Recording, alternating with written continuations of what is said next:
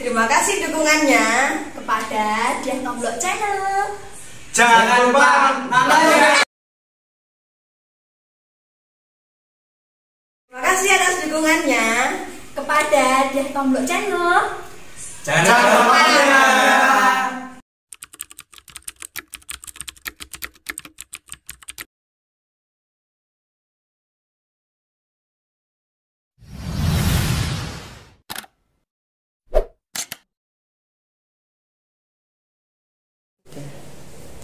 Salam lestari. Halo lor, kembali lagi di Diah Tomblok Channel. Masih bersama saya Dia dan Mas Bojo, Mas Alex Bujilinato.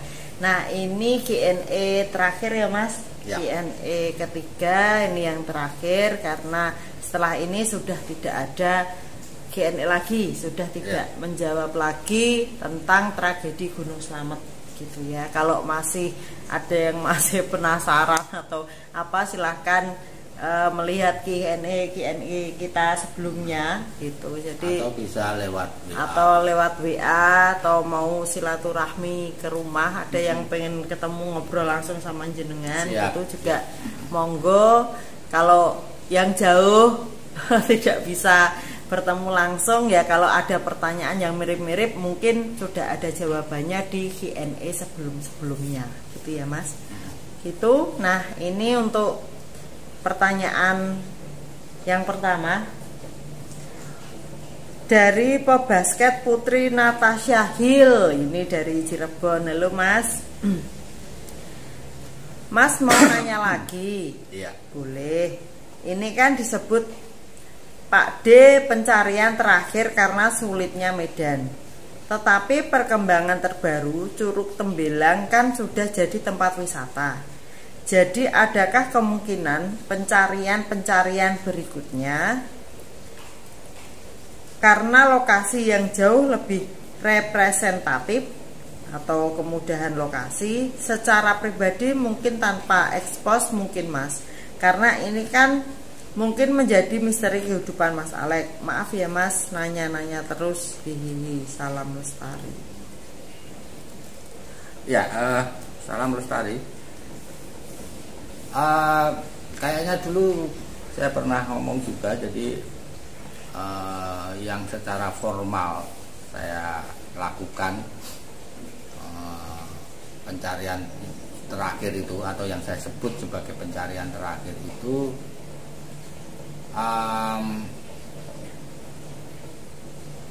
ya yang akan kita lakukan ini menunggu hujan itu. Ada bedanya antara pencarian dan ziarah ya. Selepas pencarian terakhir itu saya kira saya tetap akan melakukan ziarah. Kalau ziarah itu sudah ada keikhlasan ya. Terus terang sampai saat ini kalau dibilang ikhlas ya ikhlas, karena tidak ada cara lain untuk menerimanya ya. Tetapi masih ada tanda tanya yang besar, dan saya berharap masih bisa mendapatkan kejelasan. Tetapi kalau yang terakhir nanti itu sudah nggak ada, ya berarti saya menganggap ya katakanlah 90% saya sudah harus ikhlas. Syukur-syukur bisa 100%. Nah, selebihnya adalah menziarahi, maka akan saya anggap Gunung Slamet menjadi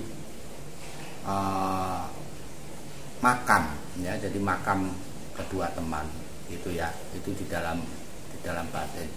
Dan syukurlah bahwa Curug Tembelang itu sekarang jadi objek wisata, jadi ini akan sangat mempermudah. Meskipun ada dampak dari tempat itu dijadikan objek wisata, otomatis desa gaibnya bergeser. Dan entah mengapa saya punya keyakinan, atau sebenarnya lebih tepatnya pengharapan bahwa salah satu cara untuk mendapatkan jawaban, salah satu caranya itu ya masuk ke desa gaib itu gitu. meskipun di sisi lain saya juga sadar betul bahwa para jin ini adalah golongan penipu gitu ya, sehingga bisa saja mereka berbohong gitu. Tapi minimal sudah bisa ke sana gitu loh. Harapan saya begitu.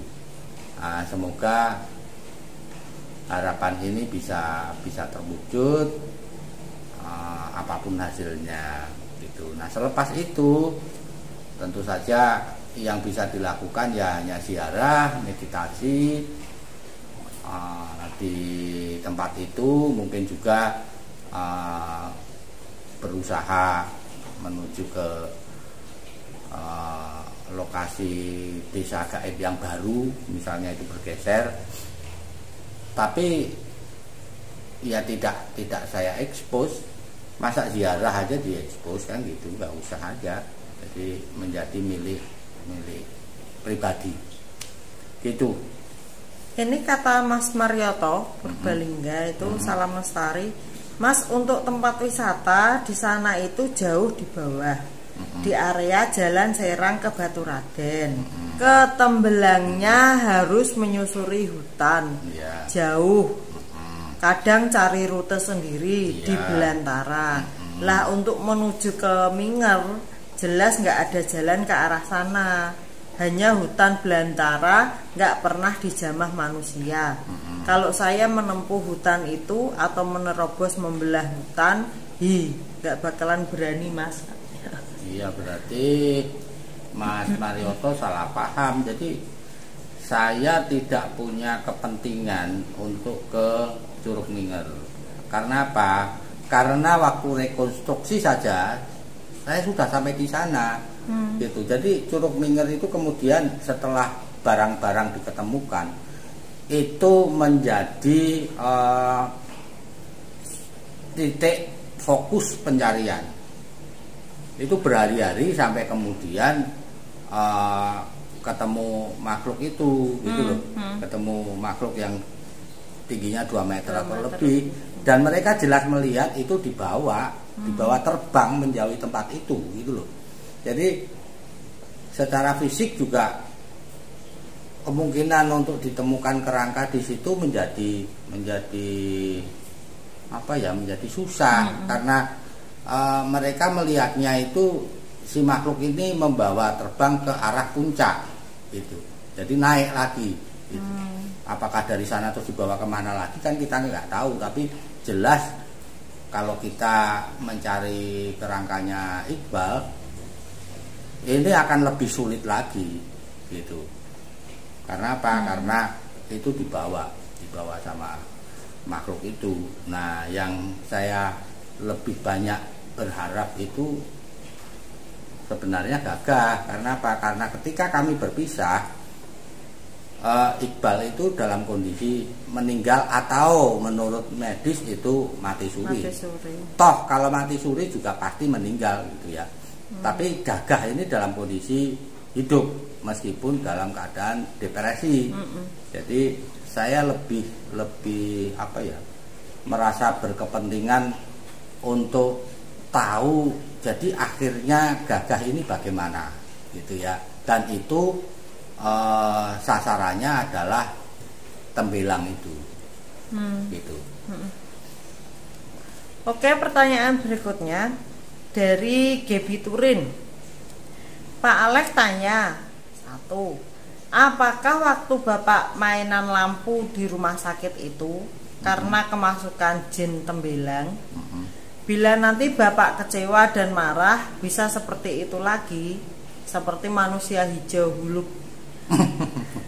Yang kedua, apakah anak Pak Alex Lia selama ini pernah mengalami hal-hal gaib? Sekian, terima kasih, salam lestari. Ya, salam lestari. Jadi peristiwanya begini. Pada hari kesekian setelah rekonstruksi. Jadi rekonstruksi itu kan membuat saya down karena sudah sampai ke sana ternyata mayat tidak ada. Ini jelas memukul saya.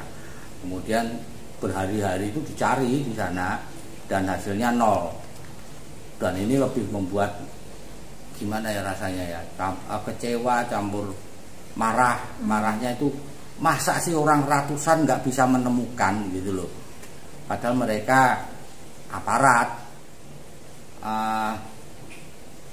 Artinya gini,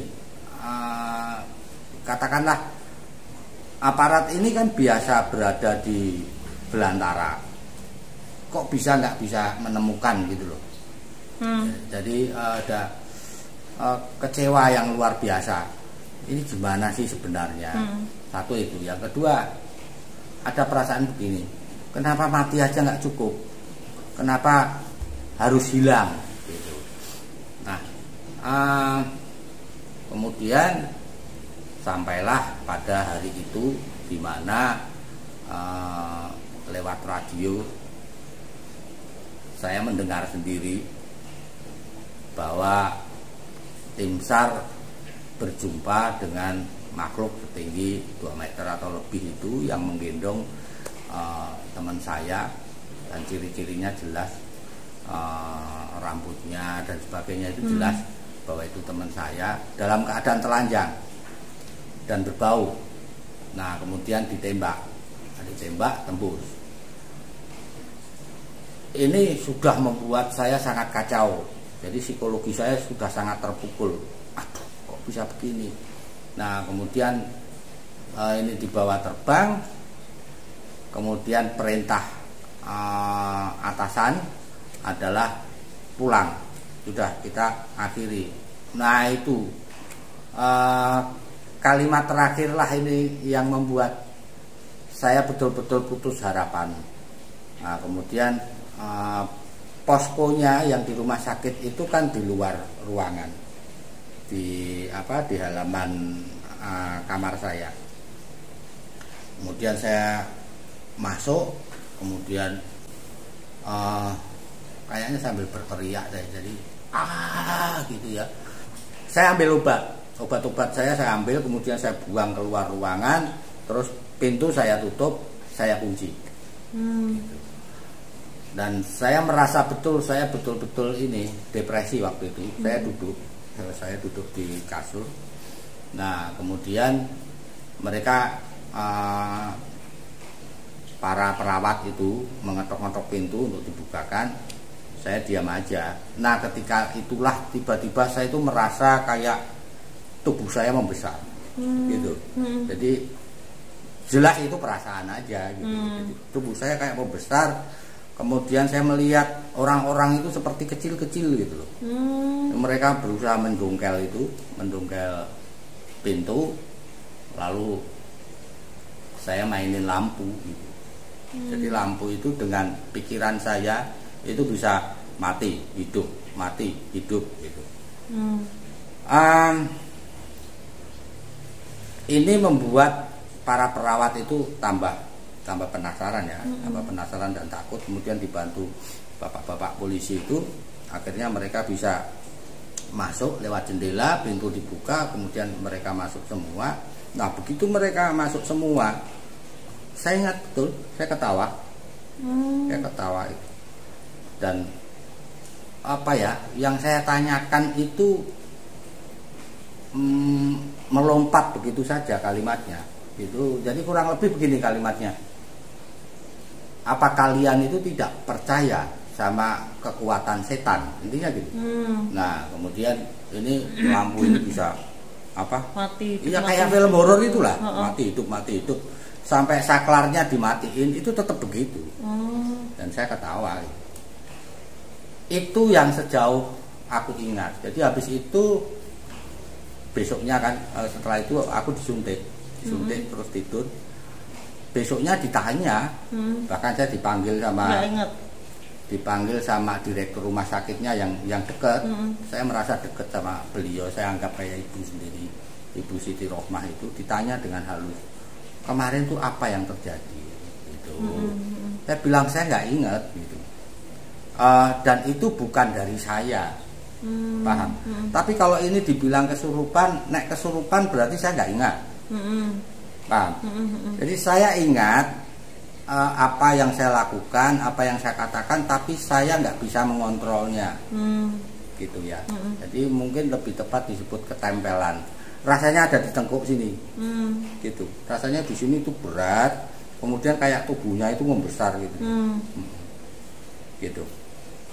Terus pertanyaan itu Lia, apa Lia pernah mengalami hal-hal mistis?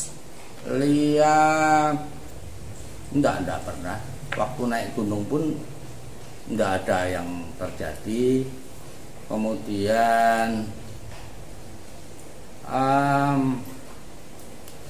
semua anak saya kan pernah saya ajak berziarah ya, atau kalau di Jawa disebut laku ya. Misalnya ziarah ke makam mana gitu, kemudian meditasi di sana, atau kungkum itu berendam. Nah, si Lia ini termasuk anak yang tajam. Dia bisa menangkap misalnya ada apa ya, wisik atau ada penglihatan, itu dia bisa menangkap dibandingkan anak-anak yang lain. Tapi hanya sebatas itu gitu, hanya sebatas itu. Jadi nggak ada keistimewaan dalam hal katakanlah ilmu atau apa, dia nggak. Cuman ini bukan karena mereka. Jadi sejak lahir Lia itu saya beri ini loh, kebal terhadap ular. Itu. Tapi saya kira setelah dewasa itu jadi luntur, karena itu ilmu harus harus dipraktekkan gitu. Terus apakah setelah itu bila saya marah itu muncul lagi? Saya lupa. Tetapi nggak terlalu lama setelah saya pulang ke Semarang ya, terus ada teman pendaki itu mengajak saya ke satu wihara di Ungaran. Di situ saya dipertemukan dengan Om Li Ekhu itu. Nah, Om Li itu bisa melihat ada something wrong pada diri saya.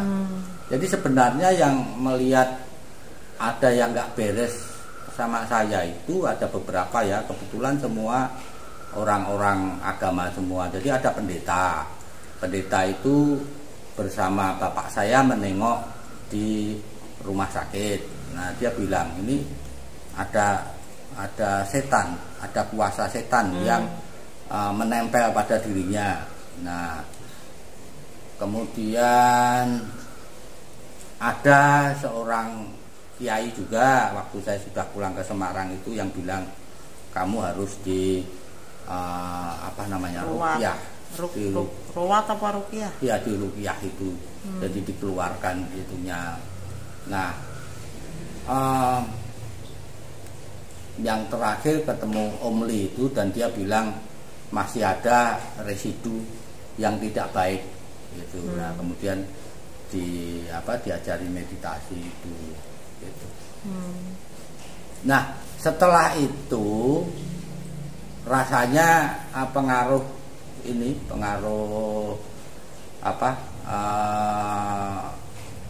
hal yang jahat itu, hal yang nggak bagus itu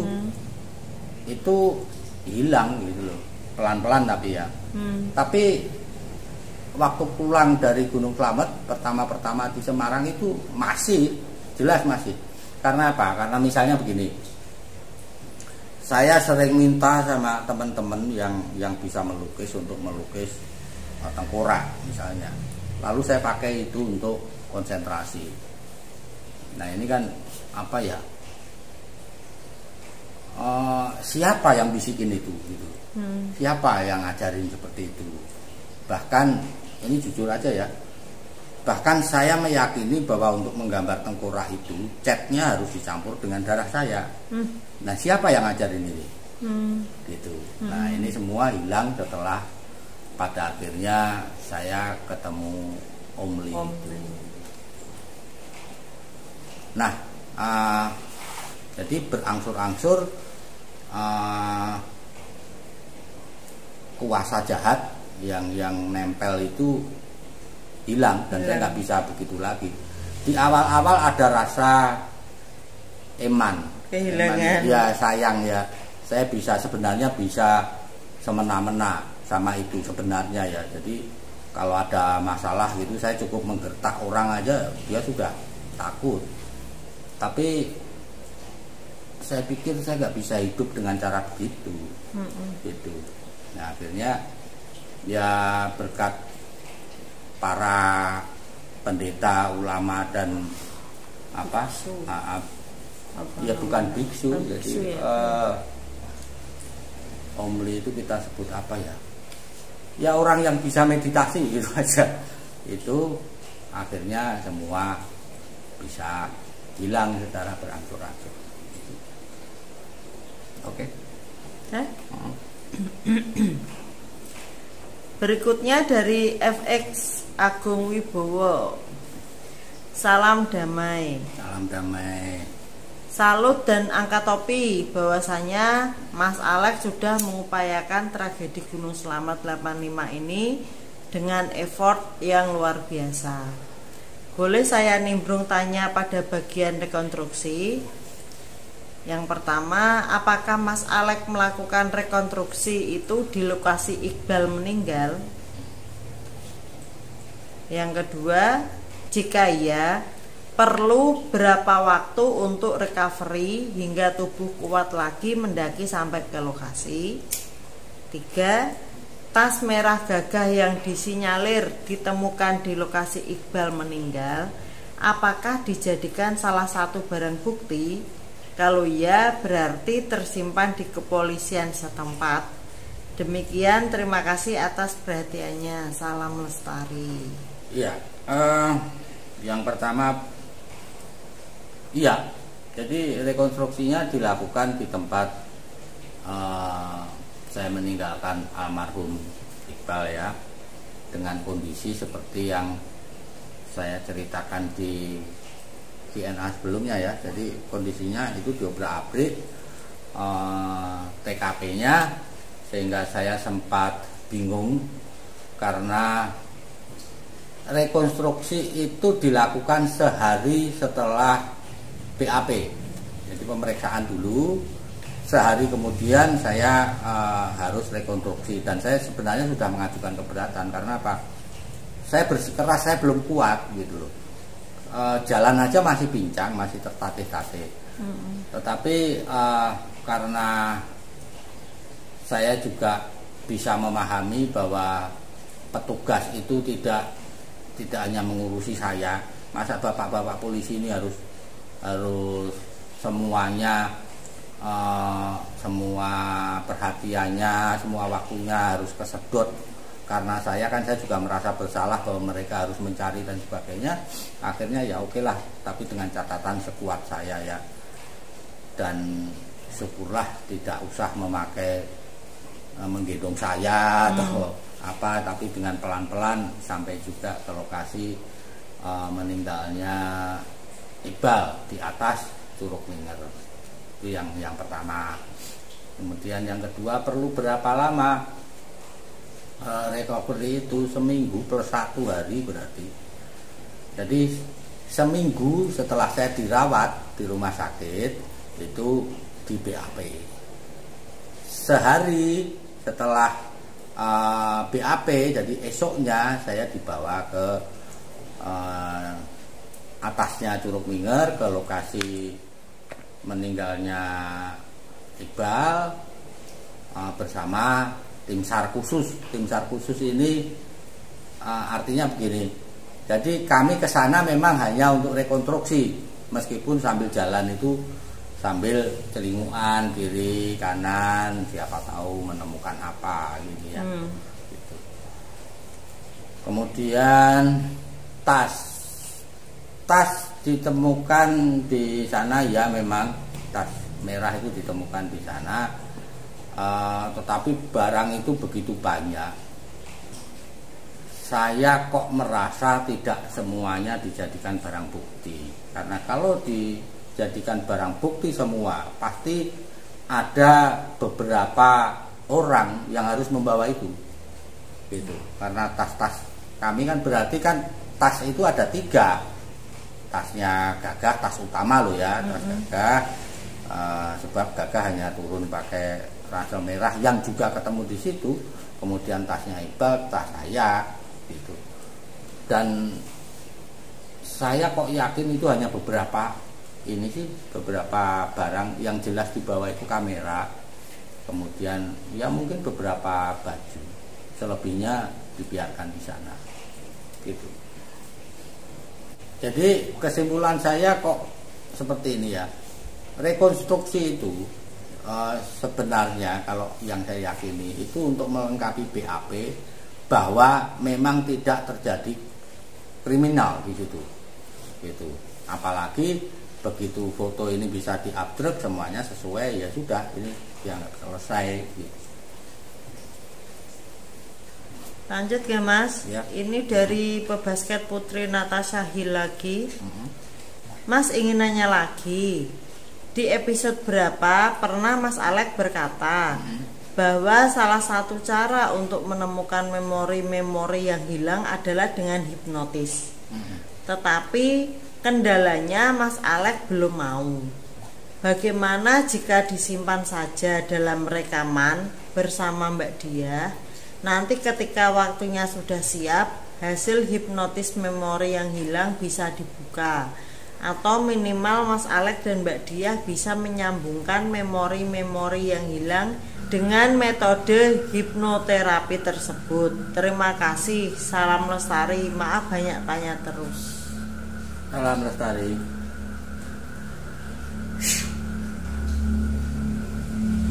Ini mending aku jawab jujur aja ya.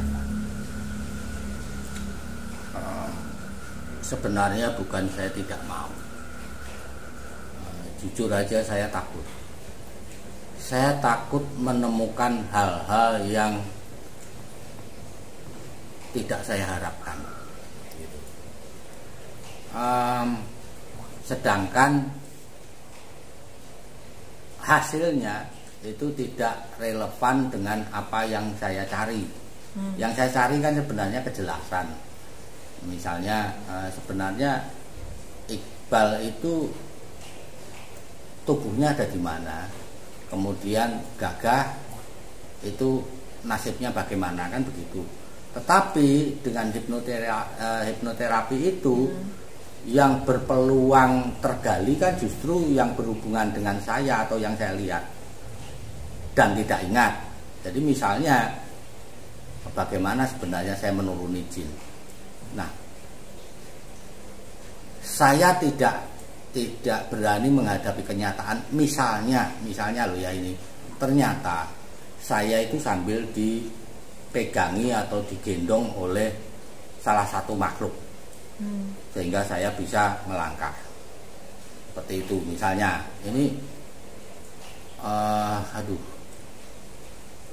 terus saya harus bagaimana, kan reaksi saya itu saya nggak bisa memperkirakan apakah saya jadi histeris, apa saya lebih down lagi gitu. Karena apa? Karena sejauh saya mampu, saya berusaha untuk menjaga jarak dengan mereka. Sampai-sampai ketika saya menurut mereka diberi hadiah, saya menganggap itu bukan hadiah tapi kutukan.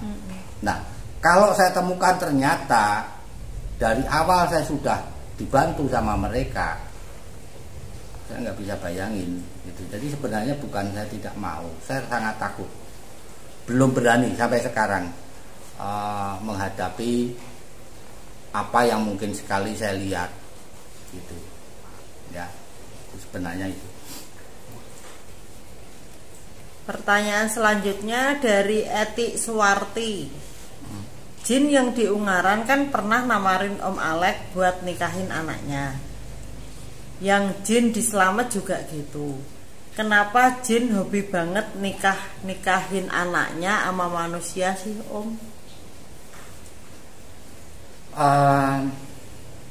Jawaban saya ini lebih ke asumsi ya, karena saya tidak tahu betul. Mari kita lihat fakta-fakta yang terjadi dari zaman dulu sampai sekarang ya. Entah itu mitos atau itu memang benar, tetapi cerita tentang jin yang menikah dengan manusia atau manusia yang menikahi jin itu banyak. Kalau di gunung aja kita tahu ada di Gunung Raung, itu legendanya seperti itu. Saya nggak usah sebut namanya, tinggal di browsing aja pasti ada itu. Kemudian di Gunung Gede itu juga. Jadi mereka masing-masing ini pangeran yang menikahi putri Raja Jin, dan kemudian memutuskan entah sukarela entah itu konsekuensi menjadi penghuni di sana. Nah, mungkin itu sama dengan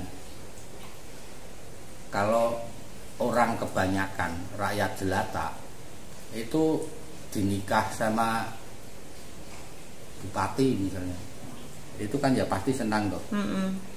Nah, tidak tertutup kemungkinan malah si rakyat jelata ini akan berusaha bagaimana caranya mereka bisa dinikahi oleh yang lebih tinggi dari dia. Nah, jin dan manusia itu derajatnya lebih tinggi manusia. Jadi itu sebenarnya mengangkat, di satu sisi itu mengangkat derajatnya si jin. Jadi dia menjadi lebih tinggi karena dinikahi sama manusia. Tetapi di sisi lain itu menurunkan derajatnya manusia gitu.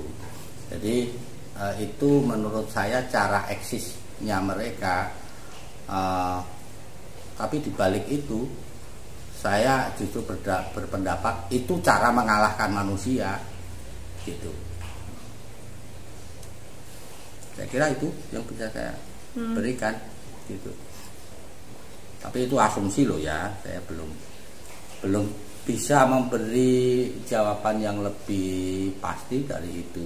Itu dugaan saya. Oke, tinjauan lain begini misalnya,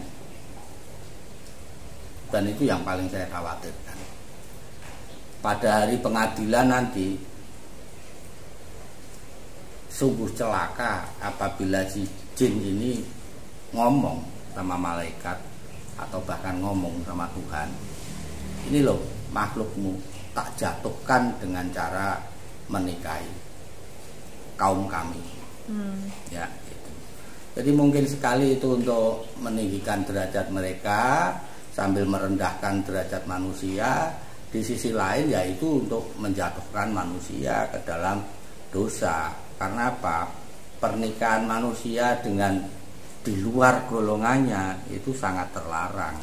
Jangankan dengan di luar golongannya, pernikahan sesama jenis dengan golongan yang sama, misalnya laki-laki sama laki-laki, perempuan sama perempuan, sama-sama manusia, ini aja nggak boleh kok. Itu sudah dosa yang besar. Kalau kita ingat Nabi Lut, itu kan hukuman terhadap cinta sesama jenis. Gitu. Lanjut ya. Ya. Ini dari Wisnu Ari. Desa Tembelang sama Desa Rawuh beda ya Mas Alek? Sama-sama desa gaib Gunung Slamet.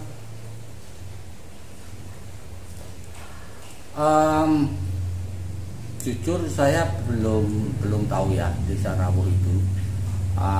Tapi kalau saya lihat kontennya sebelah itu berarti ada di sekitar Samarantu ya kalau nggak salah ya. Ya di sekitar itu. Nah itu berarti jauh sekali itu. Tetapi jarak di sana dengan jarak di dunia kita itu beda loh. Jadi bisa aja di dimensi mereka jarak itu menjadi lebih pendek bisa gitu, atau menjadi lebih jauh juga bisa gitu. Saya belum pernah dibawa mereka dari satu desa ke desa lain gitu, dan saya belum pernah, yang jelas saya belum pernah ke Desa Rawuh itu gitu. Jadi secara geografis dugaan saya Desa Rawuh itu ada di sekitar Samarantu. Berarti kalau rute pendakian naiknya itu lewat Bambangan. Kalau Desa Tembelang itu di atasnya Limpah Tepus gitu. Itu beda jauh sekali. Oke, berikutnya ini dari Mbak Intan Prapto. Pak Ade Alek mau tanya, dengan melihat wajah seseorang, apakah Pak Ade bisa sedikit tahu karakter atau sifatnya? Ya, sebenarnya kalau dibilang tahu nggak bisa ya. Mungkin menebak-nebak. Dan soal mimik itu, soal wajah itu kan ada ininya, ada ilmunya. Kalau di Jawa itu kan apa ya, disebut katuranggan. Jadi kalau matanya ke atas bagaimana, bibirnya agak ke bawah bagaimana, kalau sumbing bagaimana, itu ada ininya, ada acuannya. Tapi ini nggak bisa dipakai untuk patokan.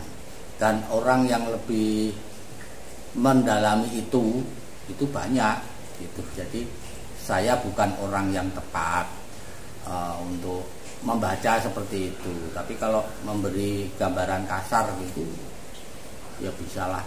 Saya kira bisa. Dan semua orang bisalah. Misalnya beginilah. Orang yang ini senyumnya bibirnya agak ke atas itu, jadi senyumnya tetap tampak meskipun dia pada kondisi biasa, sama orang yang ini ke bawah, bibirnya ke bawah sehingga tampak seperti bermuka masam, tentu saja beda gitu ya. Jadi orang yang bermuka masam itu saya pikir dia akan cenderung sinis terhadap apapun. Jadi reaksi pertama terhadap sesuatu itu antara skeptis dan sinis. Sementara orang yang bibirnya seperti tersenyum, ini orang yang positif, orang yang open minded, orang yang positive thinking gitu ya. Begitu juga mata. Saya kira semua orang punya itu ya Mbak Intan. Oke, pertanyaan berikutnya dari GG Sum. Pertanyaan dari saya, jadi seperti apa hubungan Pak Ade Alek dengan Gunung Slamet? Apakah mereka masih berkaitan, masih mengikuti, masih hafal dan masih mengingat Pak Ade Alek? Karena bahkan sampai anak perempuan Pak Ade yang kedua, Aiko, lahir bisa punya tanda merah di mata. Sedangkan pertanda itu diungkapkan ketika Pak Ade masuk desa gaib berapa puluh tahun lalu. Dan berbentuk seperti apakah mereka? Gunung Slamet itu penguasa Gunung Slamet kah? Ya, hubungan saya secara umum ya terhadap Gunung Slamet itu secara spiritual terasa sekali kalau ada ganjalan. Bukan hanya antara saya terhadap mereka, tapi mereka terhadap saya juga. Jadi mereka curiga gitu. Mereka selalu curiga bahwa setiap kali saya ke sana itu berarti mau mencari dan mereka nggak mau. Itu jelas. Jadi pendakian terakhir ke Gunung Slamet sama istri ini kan sampai disambut dengan suara gendruwo siang bolong ya. Itu jelas sekali kalau dia marah gitu. Ekspresi suaranya itu ekspresi marah. Padahal kami tidak memotong hutan, jadi kami lewat rute biasa, tujuannya ke puncak. Saya hanya ingin mengenalkan sama istri, begini nih loh Gunung Slamet. Saya tak sambil bernostalgia ketika saya mencari teman-teman kan gitu. Nah, apakah mereka penguasa Gunung Slamet? Bukan. Jadi penguasa tertingginya itu ada di puncak, laki-laki tua dan bijak. Pada kasus ini itu dia tidak ngepro sama saya, tapi juga tidak pro sama mereka, gitu ya. Jadi ada strata di kalangan jin yang tertinggi, misalnya kalau di Slamet itu berarti ya yang di atas itu, di puncak itu. Beliau ini lebih bisa diajak berdiskusi dengan penalaran manusia, gitu. Nah, yang bawahnya itu yang susah, yang bawahnya itu yang emnya itu mereka lebih mendekati kayak binatang itu, jadi liar gitu loh, liar dan sapenake dhewe kadang-kadang berani menentang keputusan yang di atas dengan mengatakan bahwa ini otonomi gitu loh. Ini hak kami sebagai warga desa, karena kami ini dilanggar wilayahnya, maka kami punya alasan untuk begini, misalnya begitu. Itulah yang membuat saya tidak pernah bisa mendekati lokasi Desa Tembelang itu pada waktu mencari. Ini kan lucu, karena apa? Karena penduduk yang tidak punya masalah apapun sama mereka bisa bikin ini jadi objek wisata, gitu loh. Jadi artinya kan mereka hanya bermasalah sama saya nggak bisa ke sana pada waktu mencari ya. Saya nggak tahu, moga-moga dengan sudah adanya jalan ini saya bisa ke sana lagi, tidak usah jalannya hilang terus saya harus mencari lagi, gitu ya. Jadi itu ada ini perbedaan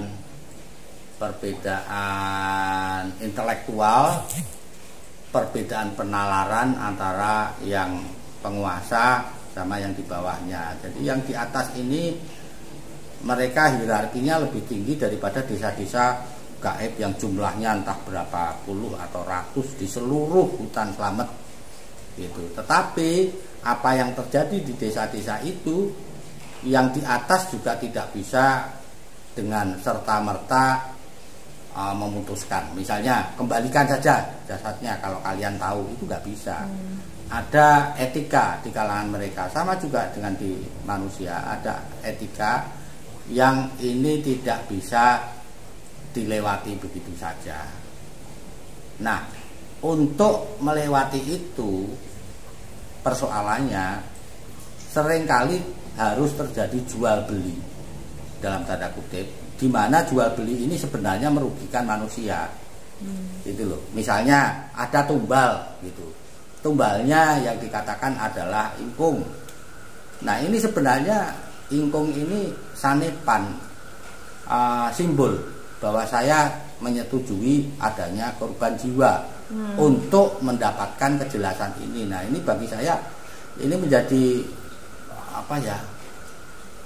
Ya konyol gitu loh. Masa kita mau mencari kejelasan harus pakai seperti ini? Kan itu kan enggak, bagi saya enggak masuk akal. Nah, menjadi complicated ini karena ini gitu. Nah, berbentuk seperti apa mereka? Kalau yang emeh-emeh yang di bawah ini, yang stratanya di bawah, mereka ini berbentuk nek menurut saya itu tidak stabil.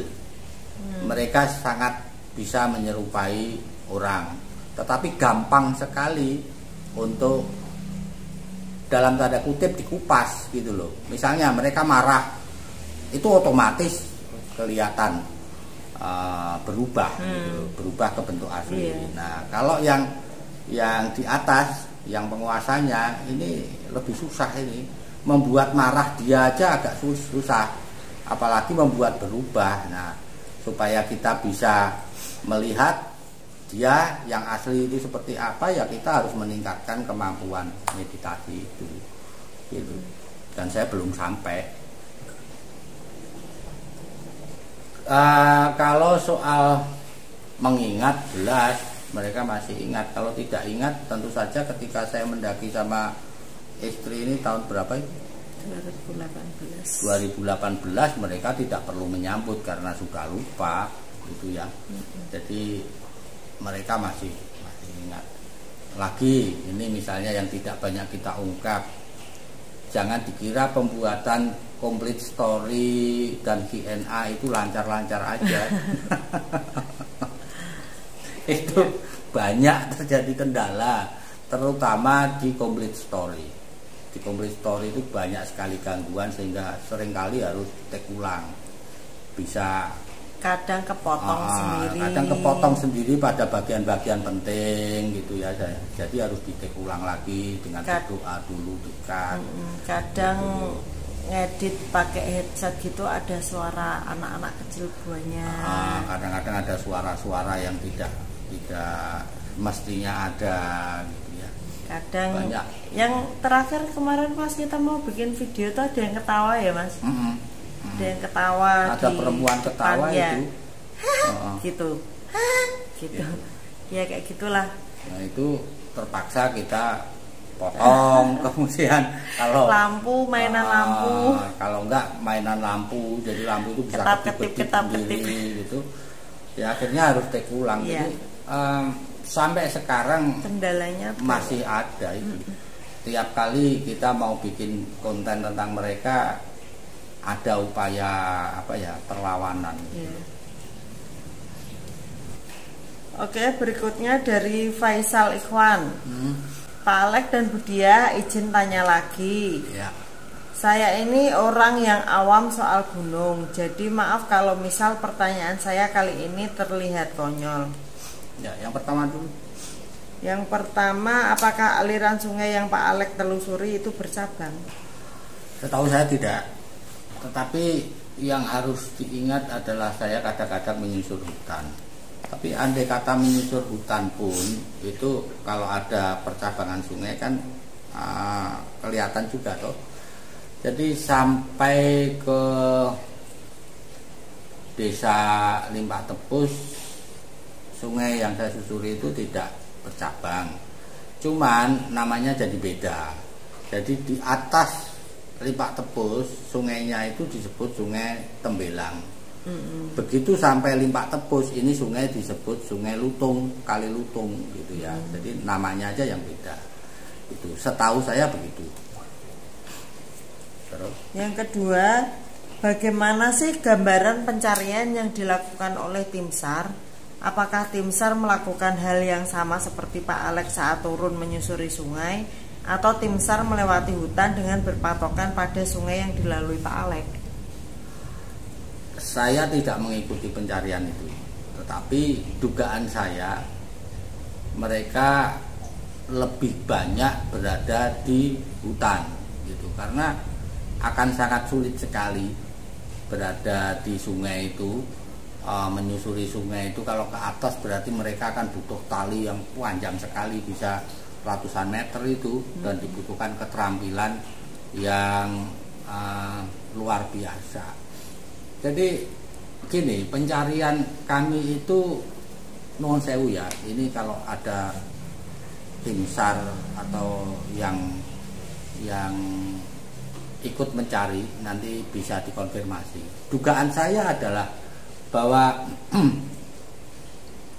pencarian ini tidak bisa dilakukan secara sama karena medan gitu ya, karena medannya memang luar biasa susah kalau harus dicari secara detail. Jadi mencarinya itu ya dugaan saya itu sambil menyusuri hutan mereka memanggil-manggil itu atau membunyikan alat itu juga sama yang dilakukan beberapa tim yang dibiayai keluarganya Gagah itu kan mereka sambil memukul-mukul bunyi-bunyian gitu ya.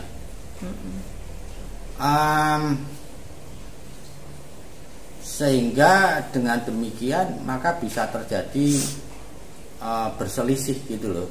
Jadi ketelisipan ya. Nah, ketelisipan kalau bahasa Jawa, saya sependapat dengan panjenengan bahwa andai kata itu ditemukan, pastilah itu di sekitar sungai gitu. Kendalanya adalah mereka tidak bisa menyusur sungai ini dari bawah sampai ke atas. Karena apa? Karena setahu saya tim pencari itu tidak pernah menyusuri lewat Sungai Tembelang Lipak Tepus. Jadi dari Lipak Tepus naik itu kayaknya nggak pernah gitu loh. Padahal jelas saya turun di situ. Lewatnya situ. Iya, karena apa? Karena medannya sangat susah. Gitu, ya. Terus yang berikutnya? Yang ketiga, pertanyaan ketiga sama seperti pertanyaan kedua. Bagaimana gambaran pencarian 7 kali yang dilakukan Pak Alex? Pencarian saya 7 kali itu, saya melewati Gunung Malang, kemudian saya turun sama seperti ketika saya melakukan rekonstruksi itu. Tetapi begitu turun di satu jurang, padahal saya harus turun kalau nggak salah itu dua lembah. Itu baru sampai di dasar lembah pertama itu sudah tidak bisa melanjutkan. Gitu ya. Jadi biasanya kendalanya itu tiba-tiba ada hujan. Meskipun hujan ini tidak terlalu deras, tapi ini sangat mengganggu, terutama karena disertai angin, gitu. Kemudian nanti terjadi semacam apa ya, semacam penampakan. Jadi bukan desa yang muncul, tapi oknumnya. Jadi si Panglima Tengil ini akan nongol, kemudian mengumpat-umpat, marah-marah. Saya diusir-usir, diancam-ancam, intinya gitu. Nah, meskipun saya berusaha melawan itu, tetapi langkah selanjutnya itu pasti terhalang. Kalau bukan kepleset-pleset, itu apa tadi, saya nggak pernah bisa menuruni sampai ke Sungai Tembelangnya, gitu. Pasti terhalang. Jadi pencarian saya yang 7 kali ini, katakanlah ya sekitar 60% lah, 60% lebih berbasis pada meditatif dan selalu gagal gitu. Karena kalau pencariannya 100% pencarian biasa itu lebih mustahil lagi. Dibayangin aja, ratusan orang aja nggak bisa menemukan, apalagi kalau hanya seorang gitu. Sudah bagus dalam 7 kali pencarian saya tidak bertemu harimau. Kalau bertemu harimau mungkin ceritanya juga beda gitu.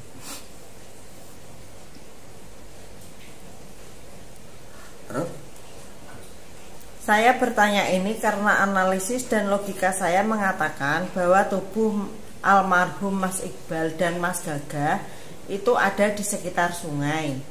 Mengingat bahwa saat itu Mas Iqbal udah meninggal, seumpama mati suri pun mustahil bisa bergerak jauh dari sungai. Begitu pula Mas Gagah, kondisi Mas Gagah kecil, kemungkinan bisa membawa tubuh Mas Iqbal jauh dari sungai.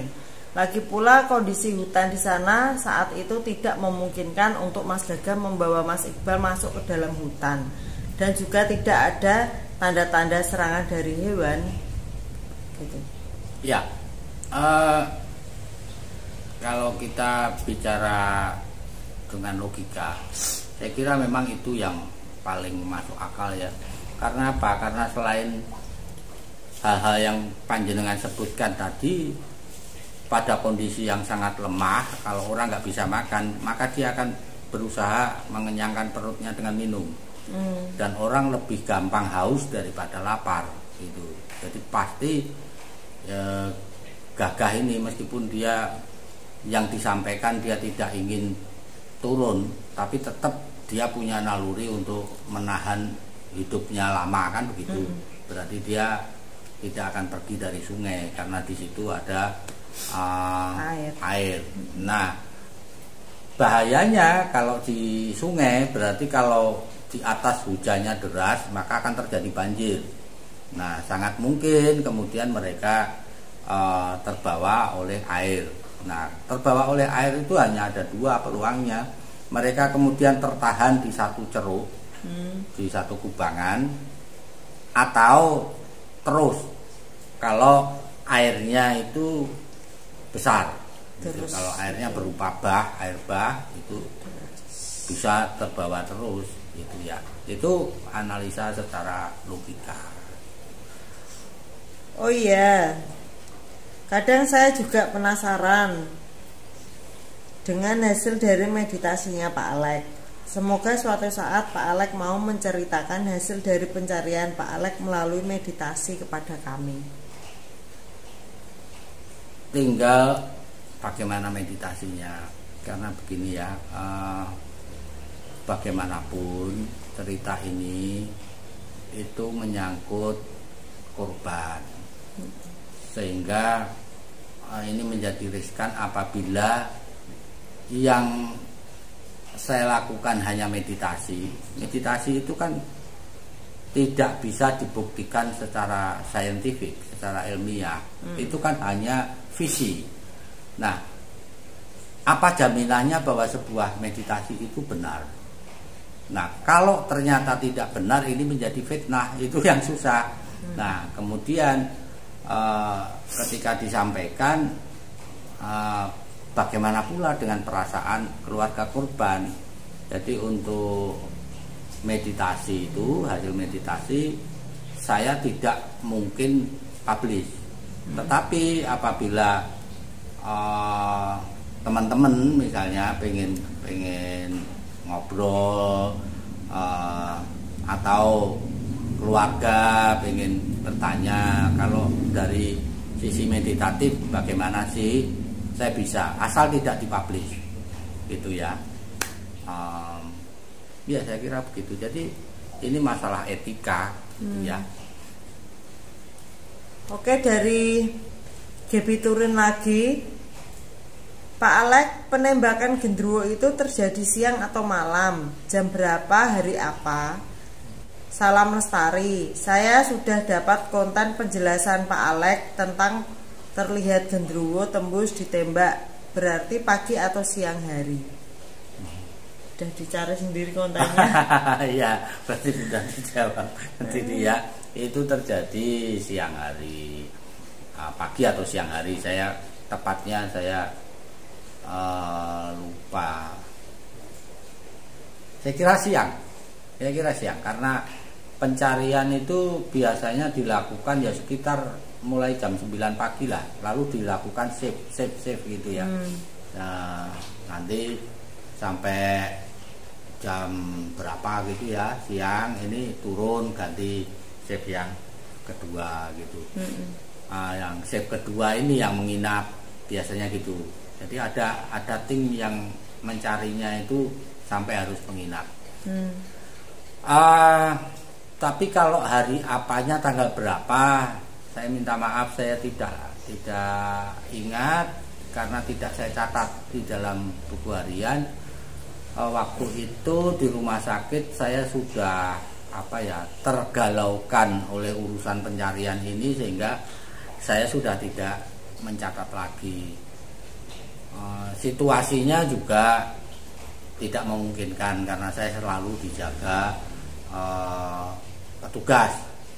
Oke, selanjutnya dari J72017. Oke, oye. Ini mohon maaf kalau bacanya salah. Om Alex, aku mau tanya, saat Om Alex dan sahabat hilang beberapa hari, bagaimana keadaan di keluarga Om Alex? Hari keberapa keluarga tahu kalau Om Alex hilang? Ya,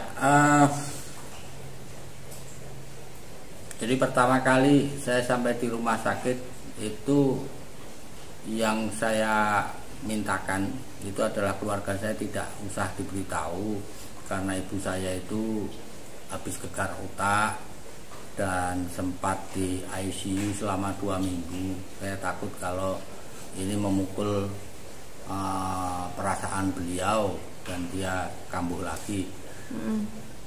Tetapi waktu itu kan ada ini ya, orari ya. Jadi salah satu teman bapak itu mendengar berita tentang itu melalui radio antar penduduk itu.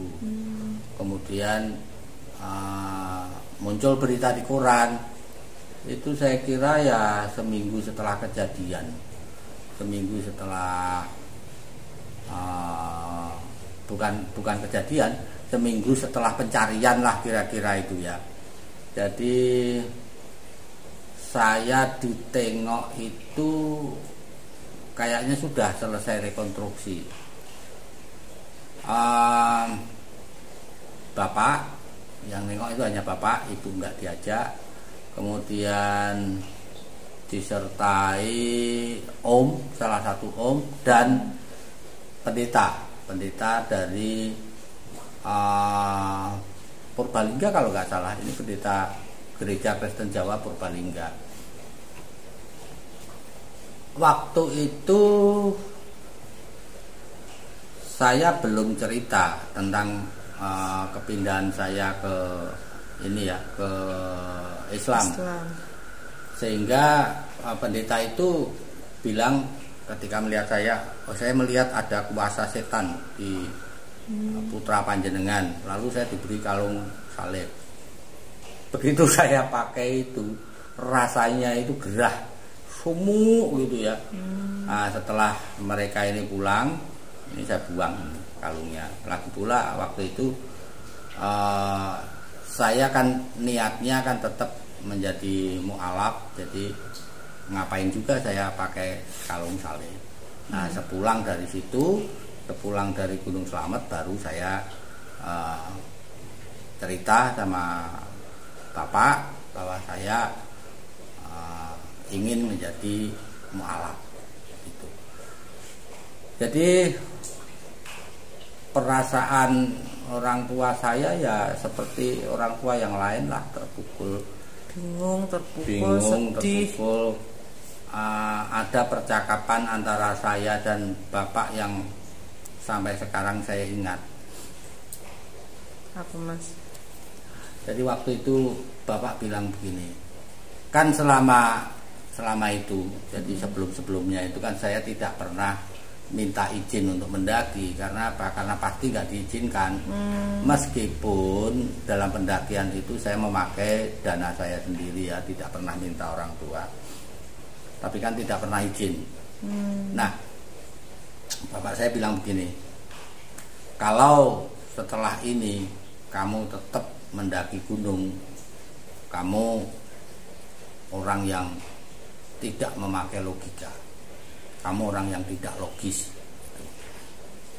Lalu saya jawab,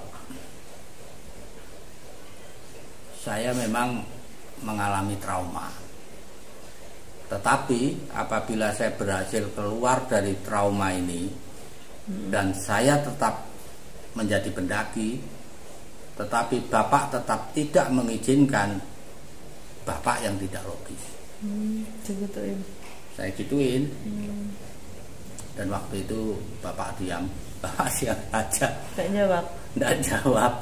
Mungkin dia berpikir begini, beliau mungkin berpikir ini anak mau dilarang kayak apapun ya tetap saja. Ya susah.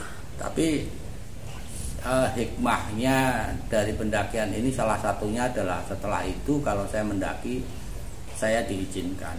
Cuman bapak sepakat sama saya bahwa memilih teman pendakian ini yang harus selektif gitu ya. Jadi bapak itu malah lebih suka kalau saya mendaki solo, mendaki sendiri. Itu perasaan keluarga saya. Dan ibu saya juga, meskipun beliau gegar otak, tapi setelah peristiwa ini beliau juga mengizinkan kok, malah sering bertanya, piye habis naik dari mana. Lalu saya ceritakan. Kadang-kadang ada pertanyaan yang lucu sama bapak itu. Misalnya begini, sudah masuk desa gaib mana lagi, kan lucu. Gitu. Padahal pasca Gunung Slamet saya tidak pernah mengalami lagi fenomena seperti itu. Gitu. Oke, lanjut. Ya.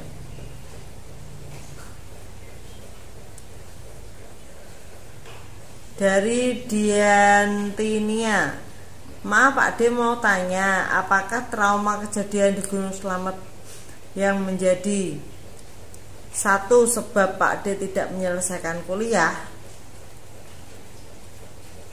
Sudah itu. Gunung Slamet itu loh, tragedi Gunung Slamet itu apakah menjadi penyebab Pak D tidak menyelesaikan kuliah gitu? Iya, terus terang ya. Gitu. Jadi yang paling berat itu ada perasaan, saya nggak tahu itu memang dari hati saya atau itu bisikan dari unsur lain, tapi ada rasa kalau saya lulus, saya bekerja dari hasil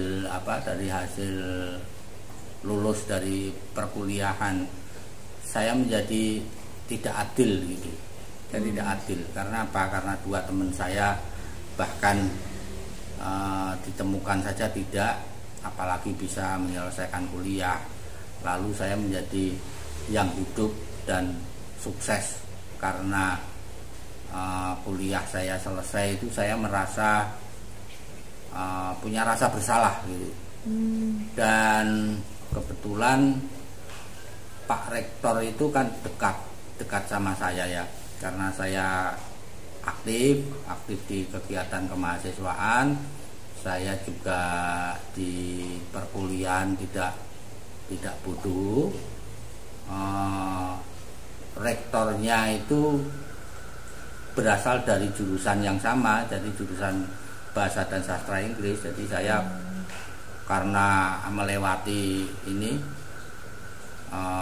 masa kuliah, jadi saya sudah KKN, sudah praktek mengajar, tapi kok nggak lulus, itu dipanggil persoalannya apa, saya sampaikan, diberi kesempatan untuk kuliah lagi, tapi karena kurikulumnya sudah berubah, ada penyesuaian kurikulum. Males ya? Iya. Nah, ini saya lakukan lagi sampai tahap akhir. Jadi ya sudah hampir selesai, tidak lulus lagi. Salah satu itu yang sangat saya rasakan adalah kalau sampai saya lulus saya merasa bersalah. Lebih baik saya melanjutkan hidup tapi tidak usah lulus gitu. Nah, itu jelas itu pikiran yang salah ya. Sampai sekarang ya. Sampai sekarang.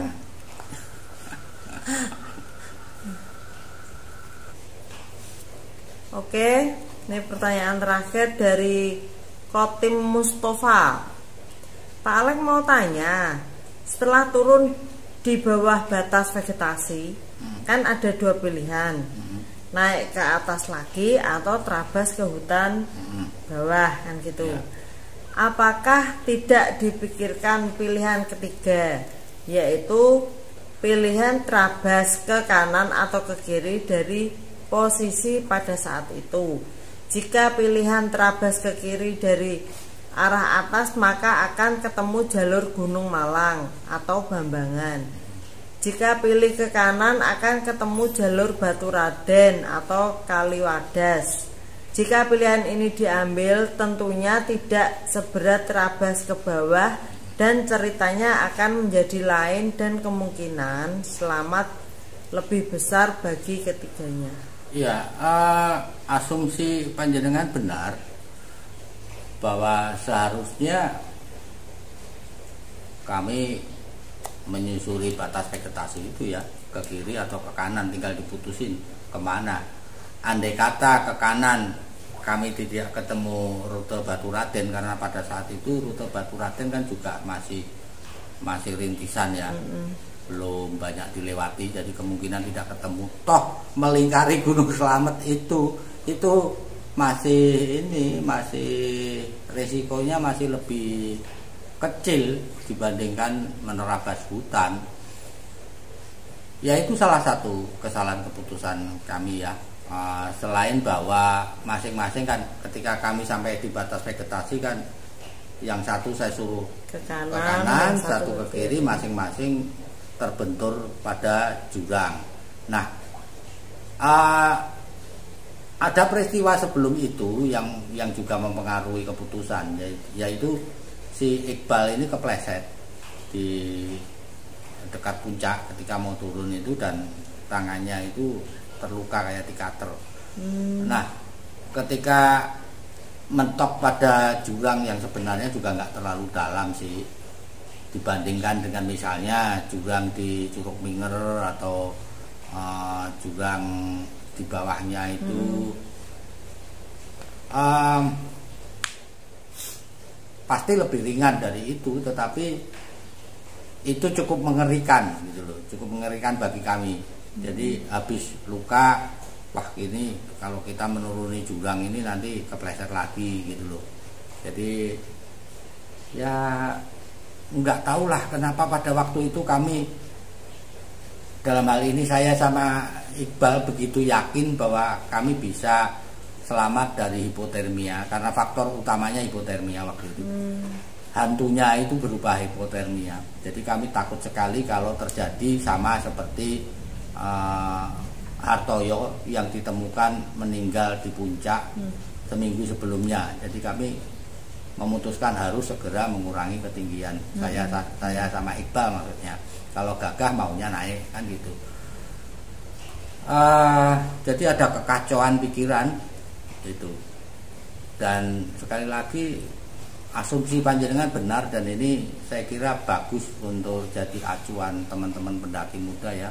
Kalau terjadi seperti itu di batas vegetasi, menyusuri batas vegetasi itu tentu saja lebih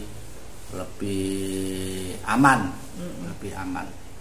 Karena di kawasan itu kan ada Manis Rejo, ada sandigi gunung yang bisa dipakai untuk menahan ini lapar. Dan saya kira meskipun Gagah tidak suka makan tanaman liar, tetapi pada kondisi terdesak masih sangat mungkin dia mau menerima buah Manis Rejo. Kalau tidak pada saat itu, saya kira hari berikutnya mungkin dia mau makan gitu.